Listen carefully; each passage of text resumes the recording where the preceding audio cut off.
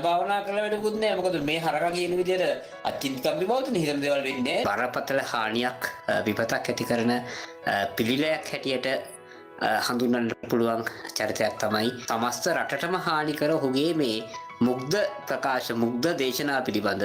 එහෙම නැත්නම් අර මට පුරුදු වචනයෙන් කියනවා නම් ගොන් කතා පිළිබඳ සම්බුද්ධ ශාසනය ප්‍රචාරණය සිදු කරන බුදු දහම කෙරෙහි ශ්‍රාවකයන්ගේ අවධානය ලබා ගැනීමට කටයුතු සිදු කරන පූජ්‍ය කත්නොරුවේ සිරිධම්ම හිමි වැනි ස්වාමින් වහන්සේලාට මේ ආකාරයට විවිධ පුද්ගලයන් එක එක වචනයක් අල්ලගෙන කියවන එක වැරදි. ස්වාමින් වහන්සේ මේ මිනිස්යාට කියපු කතාවට දක්වපු ප්‍රතිචාරය තමයි මේ තියෙන්නේ.